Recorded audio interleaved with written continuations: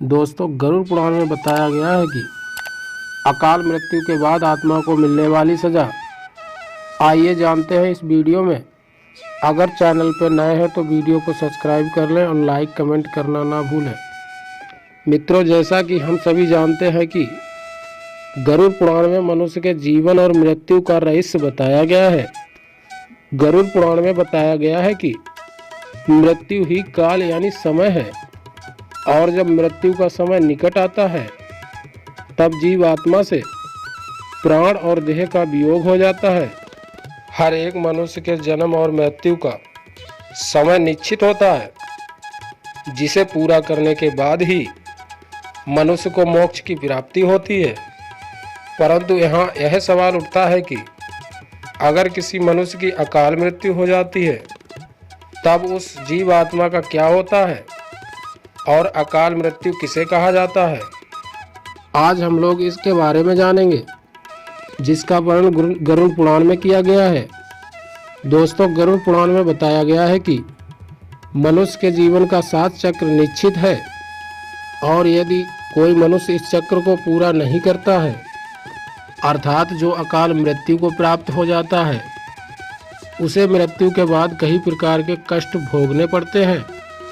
परंतु सबसे पहले यह जानना आवश्यक है कि अकाल मृत्यु क्या होती है, अर्थात किस तरह की मृत्यु को गरुड़ पुराण में अकाल मृत्यु की श्रेणी में रखा गया है। गरुड़ पुराण के सिंहावलोकन अध्याय में बताया गया है कि यदि कोई प्राणी भूख से प्रेरित होकर मर जाता है, या हिंसक प्राणी द्वारा मारा जाता है, या फिर गले में फांसी का फंदा लगाने से मृत्यु हो जाती है, अथवा विष अग्नि आदि से मृत्यु को प्राप्त हो जाता है, या जिसकी मृत्यु जल में डूबने से हो जाती है, या जो सर्प के काटने से मर जाता है, या फिर किसी दुर्घटना का शिकार हो जाता है, या फिर आत्महत्या करता है, वह व्यक्ति अकाल मृत्यु को प्राप्त हो जाता है।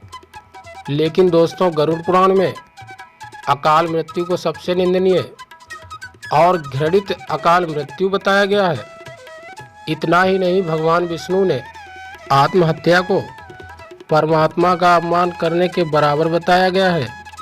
साथ ही गरुड़ पुराण में भगवान विष्णु ने बताया गया है कि जिस प्राणी की मृत्यु प्राकृतिक रूप से हो जाती है, वह मनुष्य 3, 10, 13 अथवा 40 दिन के अंदर दूसरा शरीर धारण कर लेता है। किंतु जो व्यक्ति आत्महत्या जैसी घटित अपराध करता है, उस प्राणी की आत्मा पृथ्वी लोक पर तब तक भटकती रहती है, तब तक उसका समय काल परमात्मा द्वारा तय किया हुआ निश्चित समय पूर्ण न हो। ऐसी जीव आत्मा को ना तो स्वर्गलोक की प्राप्ति होती है और ना ही नरकलोक की।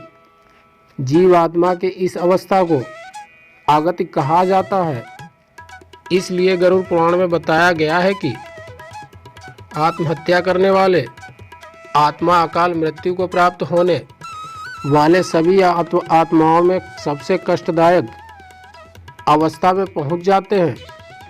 अकाल मृत्यु को प्राप्त करने वाली आत्मा अपनी तमाम इच्छाओं जैसे भूख, प्यास, संभोग, सुख, राग, क्रोध, दोष, लोभ, वासना आदि की पूर्ति के लिए अंधकार में तब तक भटकते रहता है जब तक कि उसका परमात्मा द्वारा निर्धारित जीवन चक्र पूरा नहीं हो जाता। अब यहाँ यह सवाल उठता है कि किसी भी प्राणी की अकाल मृत्यु क्यों होती है। तो मैं आपको यह भी बता दूं कि इस सवाल का भी वर्णन गरुड़ पुराण में किया गया है।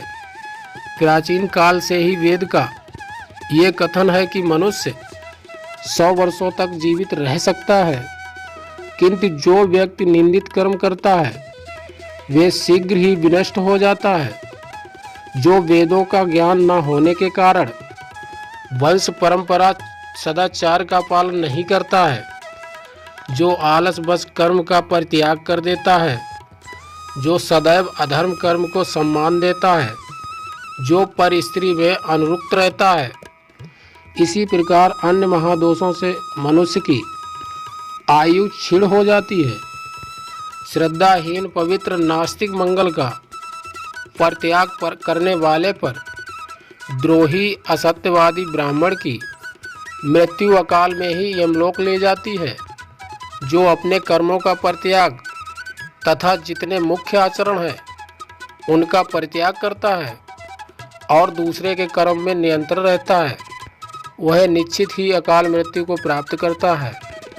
और जो शूद्र द्विज सेवा के बिना अन्य कर्म करता है वह निश्चित समय से पहले यमलोक जाता है। गरुड़ पुराण में बताया गया है कि जो मनुष्य अकाल मृत्यु को प्राप्त करता है तो वे भूत प्रेत पिशाच कुसमुंडा ब्रह्म राक्षस क्षेत्रपाल या बेताल योनि में भटकते रहता है। जब कोई स्त्री अकाल मृत्यु को प्राप्त करती है तो वह भी इसी तरह की योनि में भटकती रहती है, लेकिन उसे अलग अलग नामों से जाना जाता है। जैसे कोई नव युवती स्त्री अकाल मृत्यु को प्राप्त होती है तो वह चुड़ैल बन जाती है। वहीं जब किसी कुंवारी कन्या की अकाल मृत्यु हो जाती है तो उसे देवीय योनि में भटकना पड़ता है। वैसे तो दुर्घटना, रोग, भूख किसी भी प्रकार के अकाल मृत्यु को रोकना हम इंसानों के तो बस में नहीं है, लेकिन आत्महत्या को हम रोकने की कोशिश कर सकते हैं। जब भी आपके मन में आत्महत्या करने का ख्याल आए तो आप उससे जुड़े परिणामों को अवश्य जान लें, क्योंकि अक्सर लोग यही सोचकर आत्महत्या जैसे कदम उठाते हैं कि उन्हें सभी भ्रष्टों से मुक्ति मिल जाएगी, लेकिन अज्ञानता के कारण वह नहीं जानते कि मृत्यु के बाद भी वर्तमान में हो रहे कष्टों से ज़्यादा ही कष्ट भोगना पड़ेगा। आज के लिए इतना ही तो दोस्तों, उम्मीद करता हूँ कि ये हमारी वीडियो